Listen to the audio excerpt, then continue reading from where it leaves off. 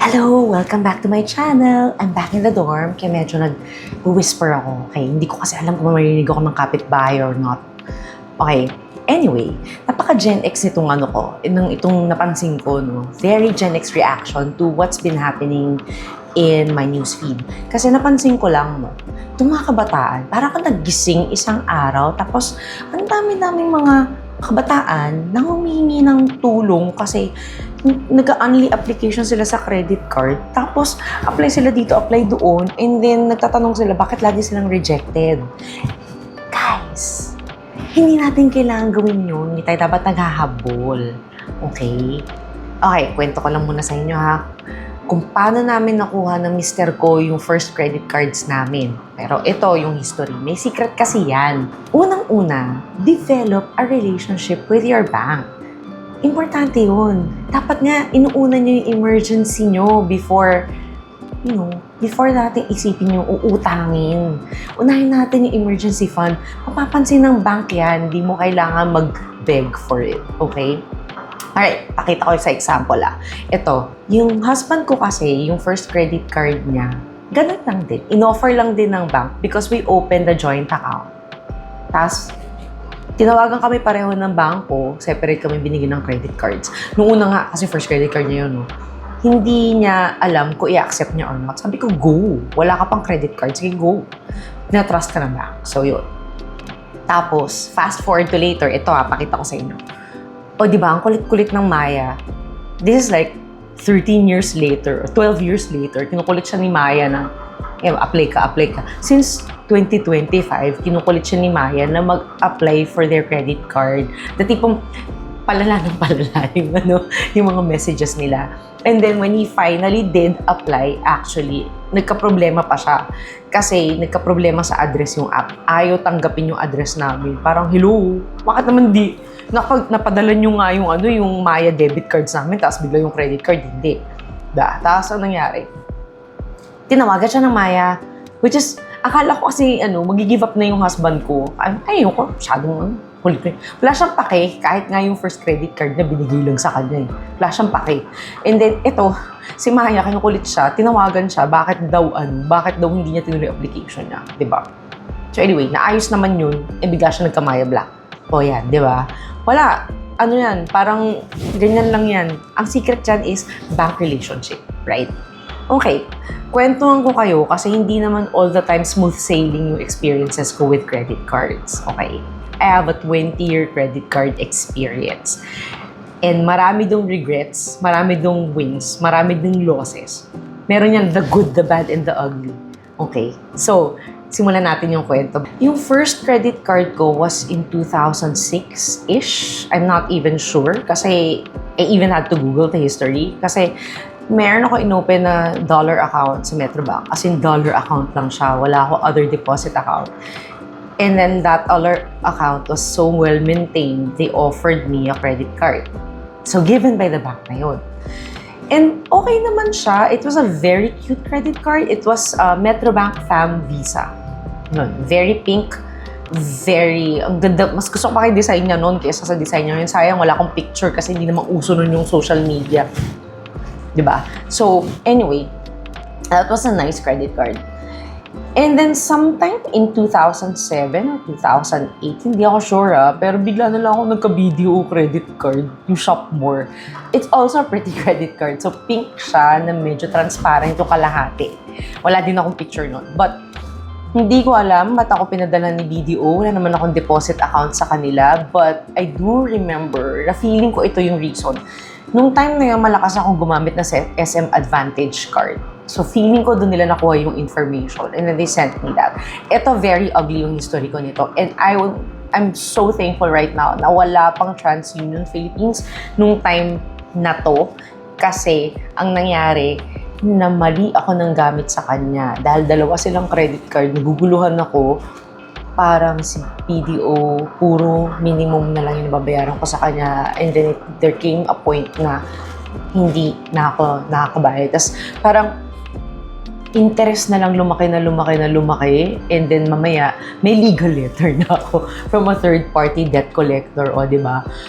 So, syempre natakot ako noon, di ba? Pumunta ako dun sa building and then Kinausap ko sila, they just made me pay a small amount, parang hindi malaking halaga.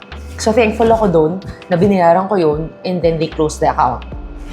That's it. It's a very bad history and I'm thankful that TransUnion did not exist, otherwise that would have been on my record. It's not in my record. Okay, so sometime around 2007, 2008, this is very bad for me because this is my greatest regret. Sa inis ko, sa Metrobank, kasi nagpadala sila ng 2 bagong credit card nung hindi nagpapaalam, walang abiso. So, nangyari, meron silang binigay na Classic Visa at Classic Mastercard. Hindi ko alam bakit kailangan 3 maging credit card ko. Nahirapan na nga ako doon sa video, di ba? So, ang nangyari, sa inis ko, pumunta ako sa bank, I marched, and then I drama ha. I cut my credit cards right in front of them. And sabi ko, please do not send me any more credit cards and I'm also pulling out my dollar account. At that time namang din kasi, kaya ako pinull out yung dollar account. Ano na eh, parang hindi na ako nag-earn ng dollars uli dahil ano na, parang nagko-concentrate na translate na to pesos yun. So, regret yun. Pero, Diyos ko po, last year, ito na naman si Metrobank kasi ngayon yung payroll account ko naman nandun. Ito na naman sila, nagpadala ng at least this time may paalam, di ba? Nag-SMS sila about sending me Metrobank Visa Signature Card.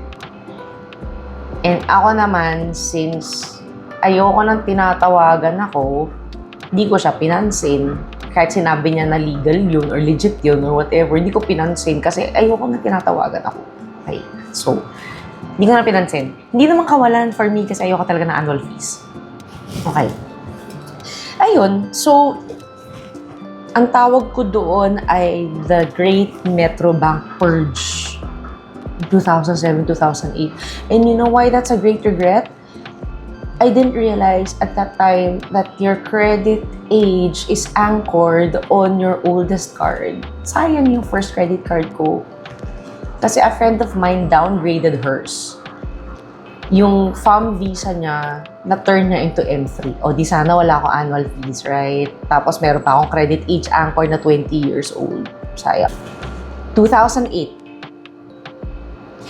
Ito I just realized kasi dati frequent shopper ako ng Rustans. Nung di pa uso yung Lazada at saka yung Shopee. Frequent shopper ako ng Rustans. Tapos, meron doon sa parang may kiosk sa Rustans na nag-o-offer ng Citibank Rustans Gold. And nagandahan ako doon sa card, so nag-apply ako. That was the first credit card I applied for. So, if you noticed, Metrobank, 3 credit cards ang pinadala nang walang paalam at gusto pa magpadala ngayon ng Visa Signature. Tapos, yung BDO, 'di ba? Another bank na hindi ako at all nag-apply for. 'Di ba? So, eto, in-applyan ko.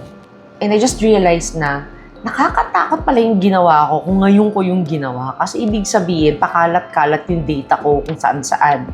Kaya hindi ako nag-apply sa malls. Hindi mo alam kung saan makakarating yung data mo. Ngayon yun, doon kasi hindi pa man issue ang data privacy breach. Ngayon kasi ang laking bagay nun. So, iwas na iwas ako dyan. So, ngayon, eto, parang hindi pa ako natuto. Galing-galing ko talaga. Hindi ako natuto. Dahil ang laki-laki ng credit limit niya. At that time, 300,000. That was my biggest credit limit. And then, ngayon kasi, if you check for inflation calculator, ang equivalent nun ay 1 million. Na-max out ko yun. Kakayolo-yolo, travel here, travel there, diba? In my 20s. Nangyari. Lumubo na naman ang lumubo at na-max out ko yun. Alam mo, napaka-privilege ko pa nga kasi may nanay ako na binayaran yun. Pagkatapos ko sabihin na may issue ako with that credit card. Hindi naman umabot sa sa legal whatever. Kasi binayaran niya. So, wala. But, hindi lahat ng tao may ganong safety net, ha? So, huwag tayong aabot sa ganon, lalo na kung wala ka safety net. Now, what happened was, pagkabayad nun, na-trauma na yata ako. Hopefully, parang hindi. So, anong nangyari? Kaya ako pinutol yung credit card kasi kakatapos na magbayad in full, maya't-maya pa naman ako tawagan ng agents, no? Nasa meeting ako, nasa trabaho ako. Guys, ayaw niyo ba akong pagtrabahuin? So, maya't may tatawag yung agents. Hindi ko malaman kung, ano ba yung converting credit to cash ba yung inaano nila nun. Basta, hindi ako interesado. At ilang beses ko nang, I'm not interested. Talagang nagpapalit lang sila ng numbers. But it's the same set of numbers at sunod-sunod. So, alam mo, it's them. And I got so pissed na, ayun, I did the same thing that I did with my Metrobank cards. Pinakancel ko lahat. Pinaputol ko. As in, inis. Ayoko nang tinatawagan ako. Okay. So, yun. Buti na lang din, nangyari yun bago napunta sa TransUnion Philippines yung records. Okay. So, otherwise, the cancellation would have also gone to my record.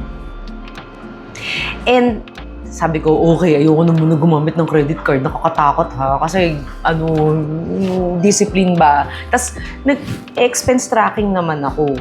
Naka-spreadsheet naman ako. Pero grabe yung lack of discipline for some reason. Kung hindi ka talaga marunong mawak ng credit card, it's so bad.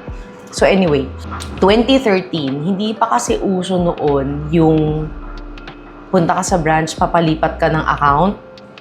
Noong 2013, BPI back then required me to close my account na 90s ko pa yung binuksan. As in college pa ako noon. I was 18 years old when I opened that account. So, ang tanda-tanda na niya. And then, nag-open kami ng joint accounts ng husband ko. Jowa ko pa lang siya nung time na yun. So, yung isang savings account, siya yung principal, yung checking account, ako yung principal. Ganyan. So anyway, good record. And again, yan yung oldest active card ko ngayon, yung BPI Rewards na blue. Kasi, yun, binigay lang talaga nila din yun for being, good depositors, having a good relationship with the bank. Again, guys, huwag kayo magkakabol. Kakabulin nila kayo pag good record kayo sa bank. Yun. Now, eto, munti ka na naman akong gumawa ng loka-loka talaga ako, okay? Yung kasal namin, nadamay ko pa yung husband ko. Yung kasal namin, parehong credit cards yung ginamit namin. Although, hindi naman kamahalan yung kasal namin. Kasi, yung civil wedding lang siya na maliit, immediate family. Yung gown ko, lahat-lahat sa Lazada yon. So, puro credit card yun. Although, hindi ganun kalaki yung ginastos namin, ang problem is, when you're only paying minimum, magbabalon yan.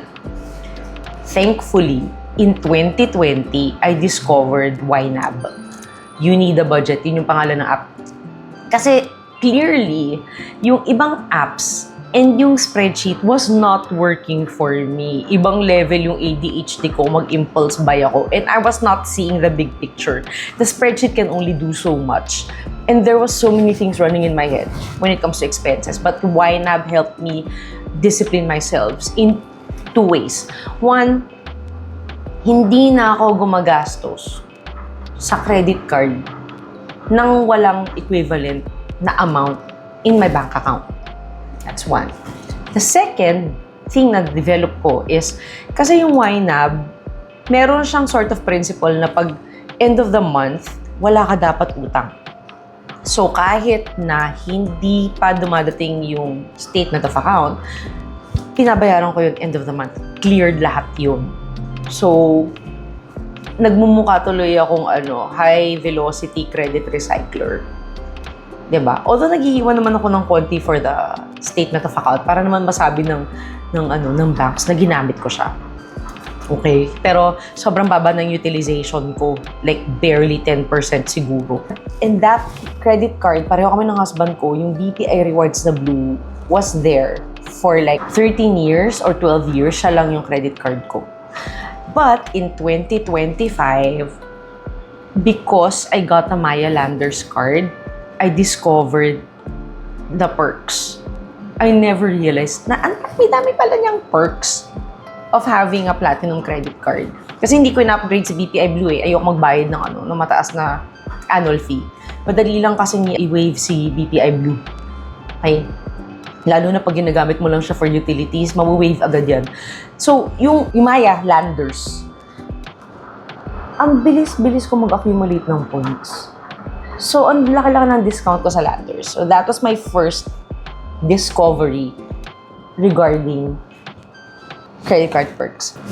In 2026, napansin ko kasi yung husband ko, constantly talaga umaakit yung credit limit niya. And nung 2024 kasi, nagamit namin yung perks of being a BPI preferred banking client nung nakakuha kami ng magandang rate sa loan.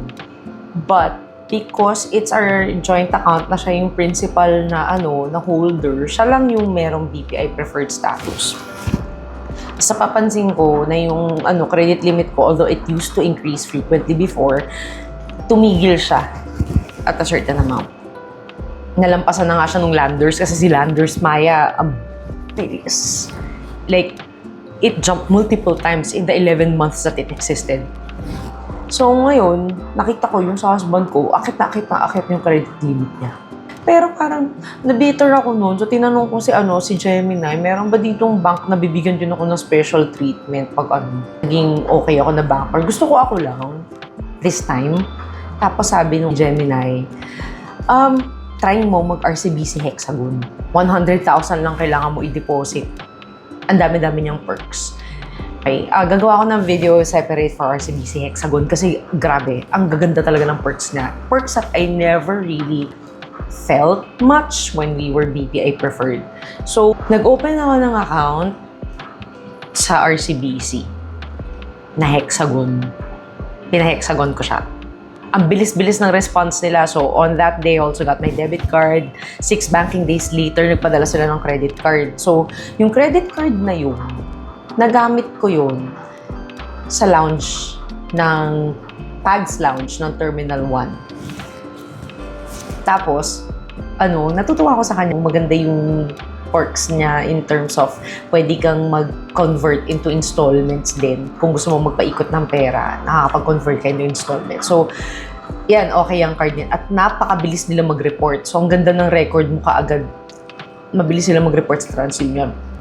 Now, nung nag-Pags kami, nainggit ako sa husband ko kasi when he finally got his Maya Black, nagamit niya yun sa Pags and I realized na why didn't I get a Maya Black when I was getting the Maya Landers.